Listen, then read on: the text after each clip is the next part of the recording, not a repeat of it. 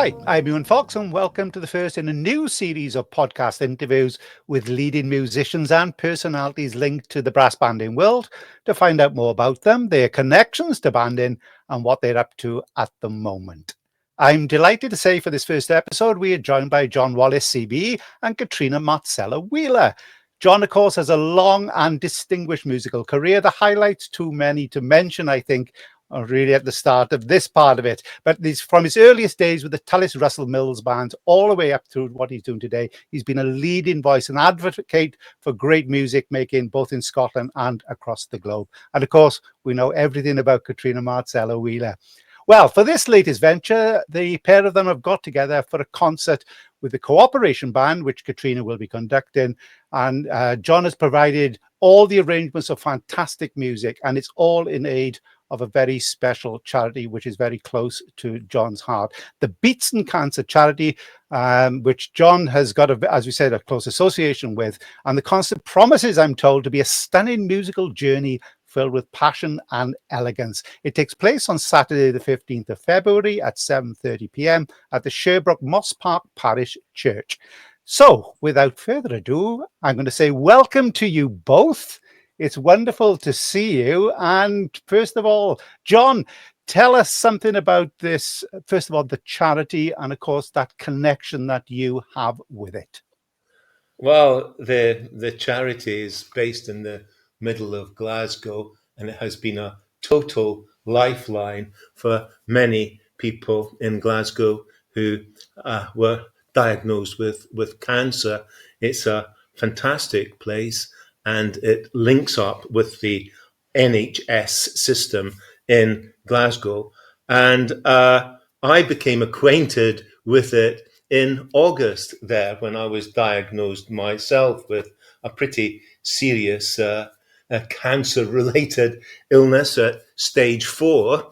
And so I spent quite a bit of time in the Beatson, and there I started to while away the time, because you've got this time on your hands when you're in hospital to arrange these things for brass band, which I'd had to put on the back burner for many, many years because it's a lot of work.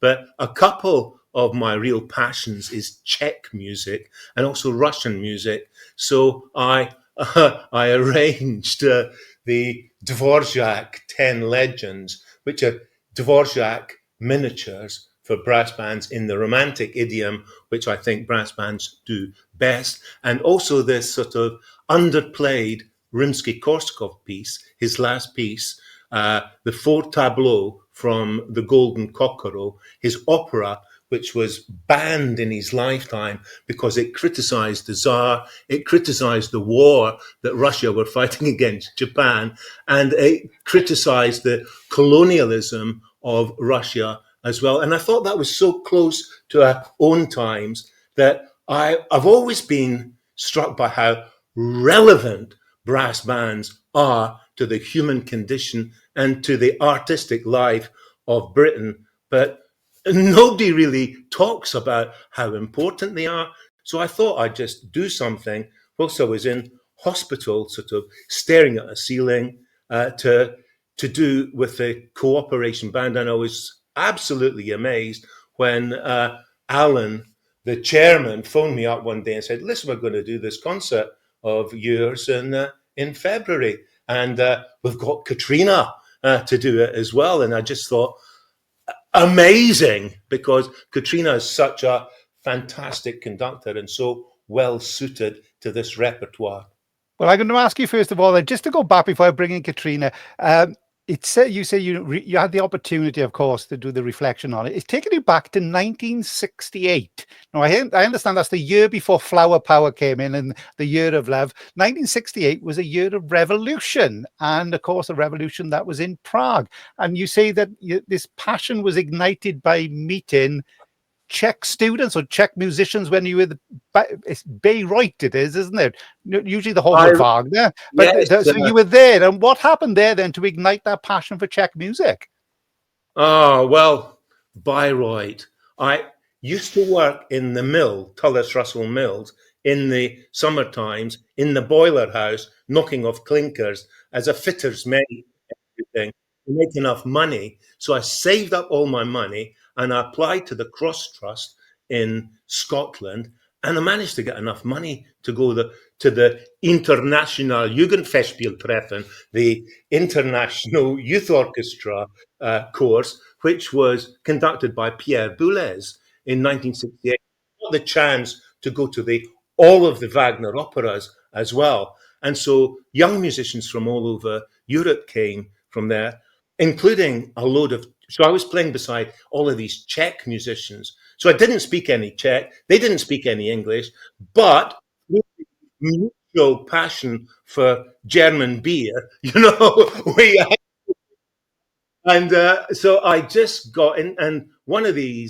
guys that I got to know was Miroslav Kajma, who later became the first trumpet in the Czech Philharmonic.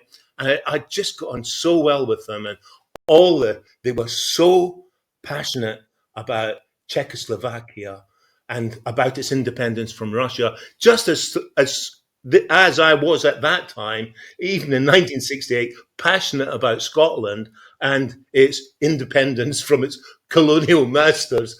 And so we just hit it off so well that for me, the Czech idiom, and it stems from Smetana through Dvorak to Janacek, Martinu, and so on, and Peter Eben, whom I got to know later on through his writing for brass, that I've just been passionate about Czech music ever since. So I've always wanted to do these pieces. And I used to play them on piano duet with my daughter and their miniatures. And I don't like to be critical of Dvorak at all, but he's an even better miniaturist than he is a symphonist. And these little pieces are just so beautiful. And I just thought, what a pity to have them on piano when we could have that velvety brass bass and trombones underneath it all, and we can have this silken cornets going through the Bohemian woods and forests. And so I think, this music was supposed to be on brass, but Dvorak never knew it. And so that was the reason that I really got into that. And so in 1968, one night we were coming back from the pub in Bayreuth, and we heard this crunch on the cobbles, and it was the American tanks of the 8th Army going up to the Czech border, which was quite close to Bayreuth, because, of course, the Russians had clamped down again, and that was another 20 years of misery for the Czechs. Wow. Well, I have to say, Katrina, you haven't got a backstory to match that one, have you? I don't think anybody's got a backstory to match that one there. So let's go for yourself then. Now, John has just told us about that inspiration and what is done for you there. What's the link now then with the Cooperation Band and getting in contact? So how did you get in contact to bring this together for this concert on the 15th? Well, it's quite a unique concert, Ewan, because of the fact what John just told us about how the music came about and how the transcriptions were done. And when I heard this, it really just blew me away. I'm going to wax lyrical a little bit about John, actually, because he's been extremely modest. To go through that quite aggressive, intensive treatment, and for his output to be transcriptions of two massive works, it's just such a testament to the strength of his character, and it's such a delight for us, really a joy to be able to take this music and perform it out with John's input in the creative process and with him present on the night, and then all in aid of Beatson as well.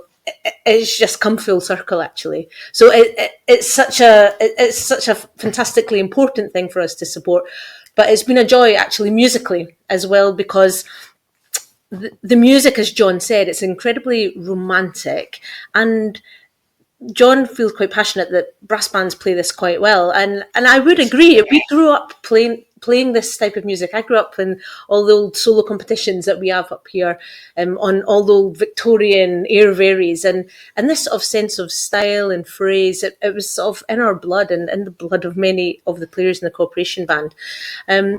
What I would say is, a lot of the time, the music we play now is very very contemporary and really enjoyable, of course. But everything is so specific, and every T is crossed, every I is dotted. And what's been lovely about this whole process is we've been given this style of music and had the chance to reconnect with that. So you have to put in a phrase, you have to find the line, you have to find the nuance, you have to find the character. It's not all given to you. You have to really think about it and reflect on it and do your research and know the character and know the idiom. And that's just been a wonderful thing for me to do as a conductor. And it's been really, really enjoyable for the players to do as well, for them to have that musical freedom, to find phrase and to choose how we're going to play this music, in a respectful way, of course, to the composers and to John, but to put our own stamp on it. It's been a real challenge, actually, but very, very nice for the band to reconnect with this way of music making. Right then, let's talk about the music itself then. So what you, as you say, John has said he's got Dvorak, Rimsky-Korsakov, Wagner, Schumann and Sadio. I'm going to ask you a little bit about him a bit later on, because I only know one piece by him in the past. So tell us, what's the pieces themselves? What are you opening up with? So we're starting with the Dvorak legends. We're going to do 4 of the legends.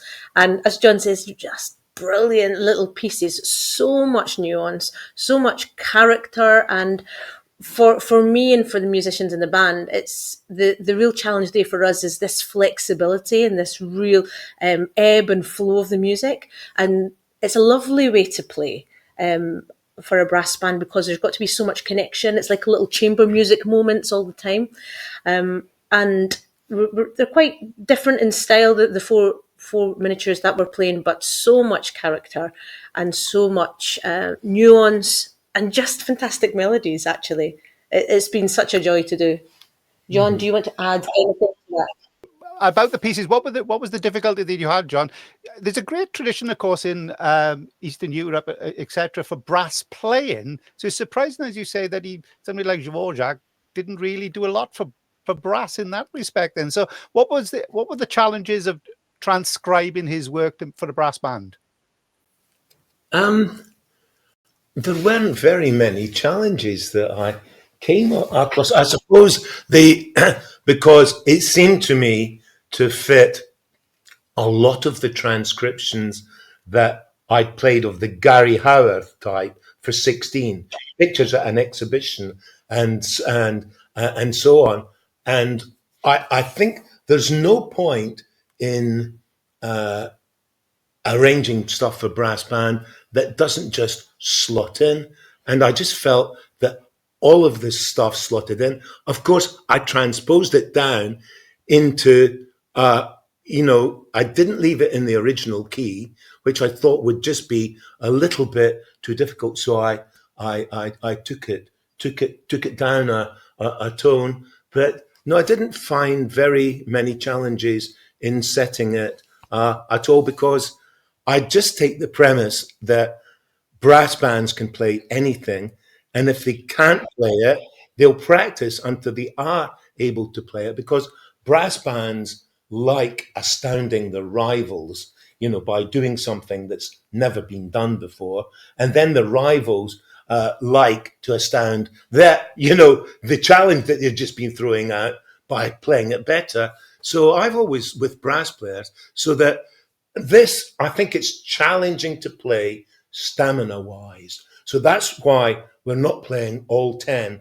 But I remember being on the first recordings of Gary Howarth's pictures in 1977, and everybody said it was impossible, that brass players would never play it. Now, conservatoire students play it for breakfast, So standards just rise all of the time. So I haven't let that stand in my way. There's more technical challenges in the Rimsky-Korsakov, I think, in the Russian music. But again, that is just Russian music is just so well suited to brass. I think it will sound even more atmospheric on brass than it will sound on orchestra. Yeah, and But tell us a little bit about that. Like, go on, sorry, Katrina. Tell us a little bit about then. You talked about the Rimsky-Korsakov then. So, do you get the same ease of being transcribing then Lecoq d'Or? Were you able to do that quite easily as well? Well, right. that you see, again, I wanted to do Rimsky-Korsakov because I think Rimsky-Korsakov is an underrated composer. One of my earliest memories of listening to a piece of music is to Drake Rimmer's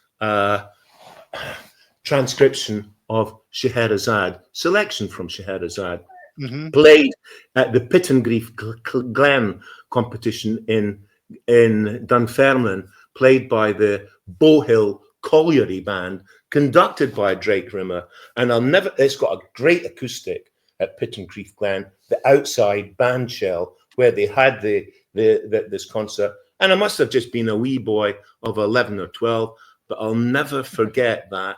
And Scheherazade has stayed to me to this day as a masterpiece. And then when I listen to all of the late pieces of Rimsky-Korsakov, I think, God, he's been written off as like Stravinsky's teacher, Prokofiev's teacher, you know, he's been written off really as a teacher and as being a bit of a tasteless guy himself. And actually, when you listen to the music, especially this Coq d'Or, you realize how much Prokofiev is in it and Stravinsky is in it and so on. But it's Rimsky-Korsakov himself writing it towards the end of his life.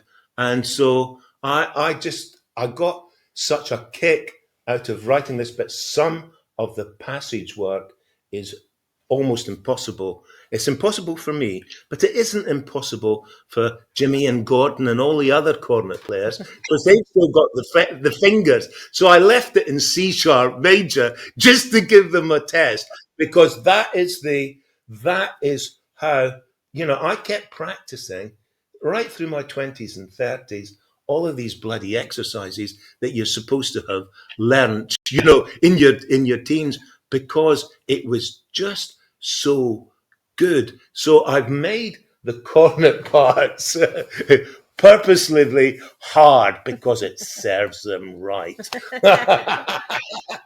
Trina, how much have you enjoyed it with the band? As you say, brass bands, we do enjoy a technical challenge, but if you link that in musically as well, was that something made, you know, that process of getting that piece up to scratch more enjoyable? It's been a wonderful way to start our year, actually, Ewan. And the Golden Corkel, it's a long work.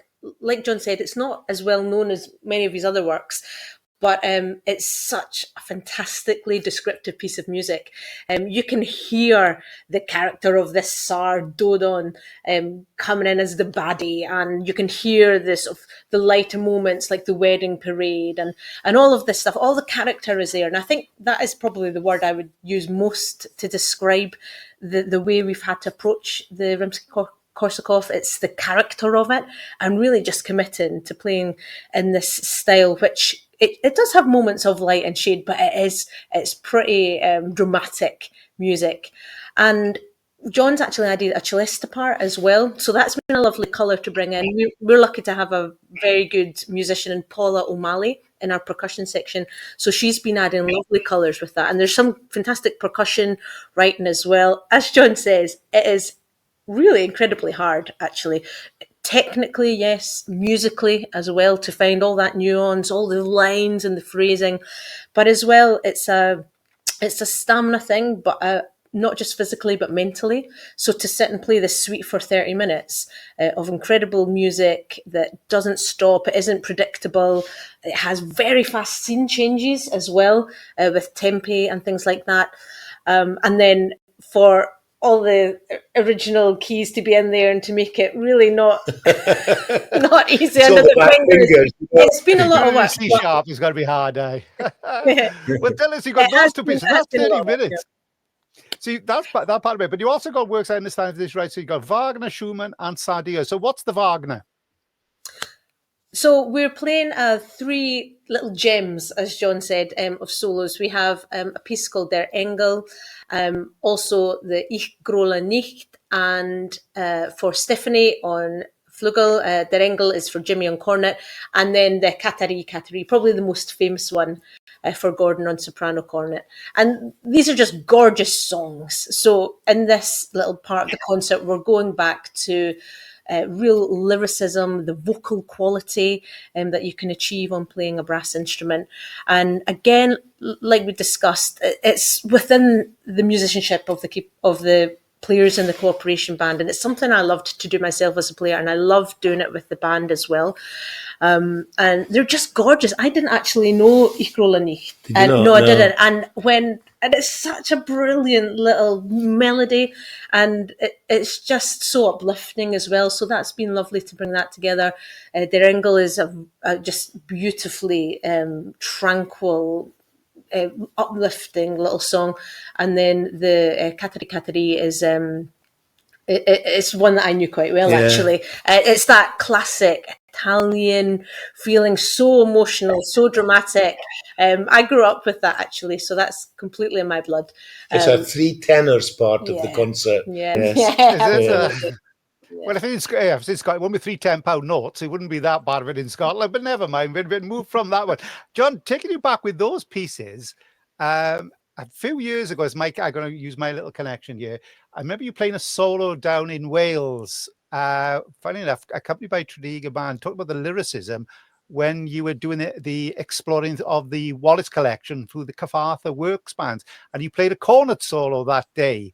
And you were talking about the cornet solos and the music that was brought over very, very quickly from Europe, from the opera houses, etc., were transcribed, and they were almost like the pop hits of the day. So 1 minute they were going on in Milan, and about 2 months later they would appear in Merthyr Tydfil.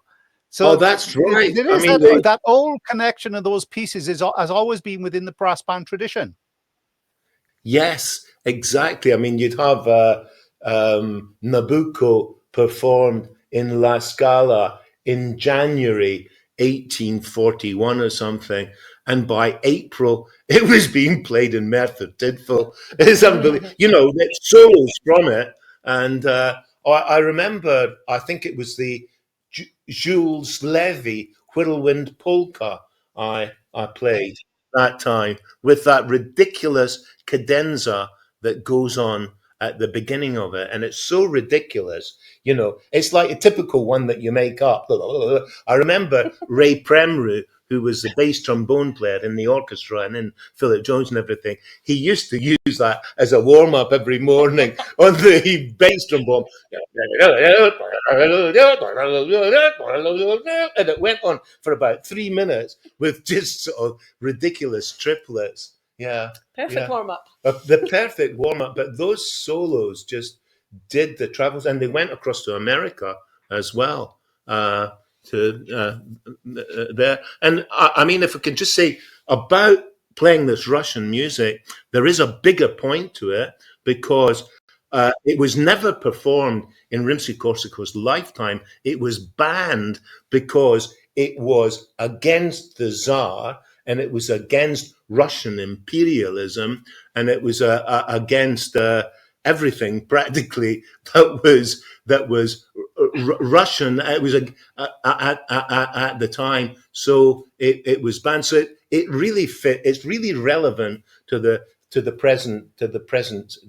present situation, and it was a really surrealist piece that was became a genre that Prokofiev and then Shostakovich followed as well, when they were trying to kick against the Russian establishment.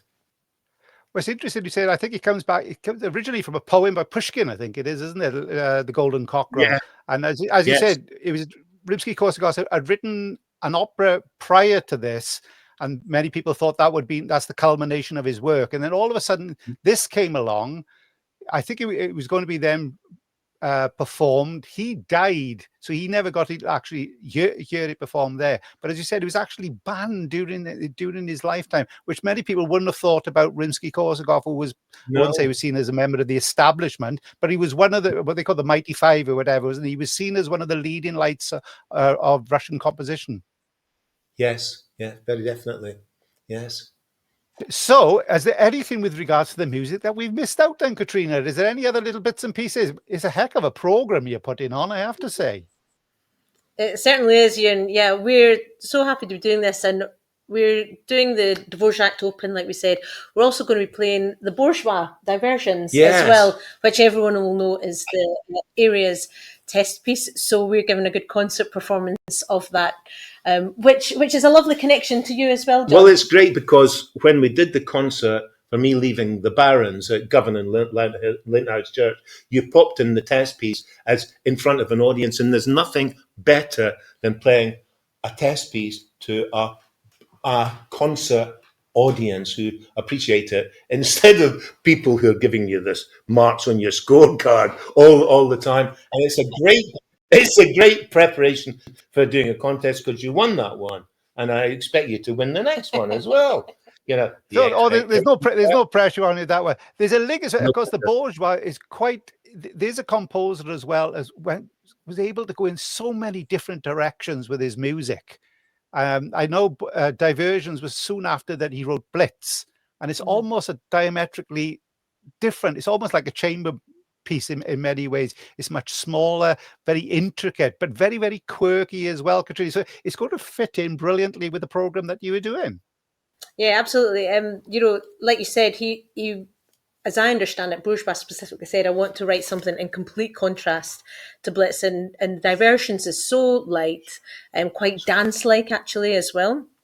So it's a lovely another angle and style that the band can showcase their capabilities in this concert. So it's certainly a big challenge for the band, but for me, it's the best way to start our year, to be reconnecting with this way of music making that's very free and very organic, with tremendous melodies, unbelievable climaxes, and to do it all in the aid of the Beatson charity is just incredible. Great. And we're doing the bourgeois as well as a bit of merch, because we recently recorded together the bourgeois concerto for brass quintet and brass band, and that's going to be issued within the next couple of months. And our group, the Wallace collection, had a connection with Derek as well, because he revised the concerto for brass band and quintet for brass band and orchestra, so that we could do it in Ukraine with the Odessa Philharmonic way back in 2000. And I tell you, with the Ukrainians, we never had a better time in our lives. We played in the Opera House in Odessa, which is fabulous, with them, and it was absolutely fantastic. At the end of the concert, they just said cheerio to us, and we thought it's very strange, because it had been a very sort of great relationship. When we got down to the station, there was all these great sort of Ukrainian guys in bear suits and in the big greatcoats and bear hats and everything. And the orchestra had a Dixieland band on the platform and we had a dance on the platform. It was snowing, it was early September. That's when the snow starts there. And then we left, and since that time had a great relationship. I know Derek's gone now with Derek and everything. So very glad to record that piece with the co-op Oration band. Yeah, with the co-op. Well, it's been wonderful to speak to you both, as we say. And I was going to say, again, a little bit with the merch, what's going to be happening with this music now that it's been transcribed? Hopefully it'll be out for other people to dip into in the future as well. We hope it's not the last time we play it, Ewan, and it'd be lovely to share it with other bands. It'd be fantastic to record this music, I think, to collate this incredible output that John's done. So for sure, I don't think it's the last time we'll hear this music played, and we're definitely exploring the possibilities to make it available for everyone to hear, and hopefully in time for everyone to play as well. Yes, I think I'll be out potato picking this year to raise money to recording. Well, as long as you're not going to go back to the Tullis Russell knocking off clinkers. I never thought you'd ever do that, John. What a way to start your musical career. I mean, getting in through that little porthole in the boilers, and then you swell up. You swelled up inside the boilers, so somebody had to come and hose you down, so you'd lose temperature to get back out again. And Jock Hunter, the guy that I worked with, used to get stuck in regularly because he was quite ample in girth. Oh, there we are. A very delightful way to do Rubensian, I think they call that nowadays. I think we do that. But thank you both for telling us all about it. I just have to remind everybody, it's a wonderful concert. It takes place on Saturday, the 15th of February at 7:30 p.m. at the Sherbrooke Mosspark Parish Church in Glasgow. And it's for the Beatson Cancer Charity. You go along, it's free admission, so please go along, then give a donation because it's going to go to a wonderful cause. And of course, you're going to be treated to some exceptional music making by the Cooperation Band, conducted by Katrina Marzella-Wheeler, and all those great arrangements done by John Wallace CBE. Both many thanks indeed. We wish you well with the concert. We look forward to speaking to you again in the very near future to find out more of the connections that you are making together and the music making as well. Many thanks indeed. Thanks very much, Ewan. Thanks, Ewan. Thank you.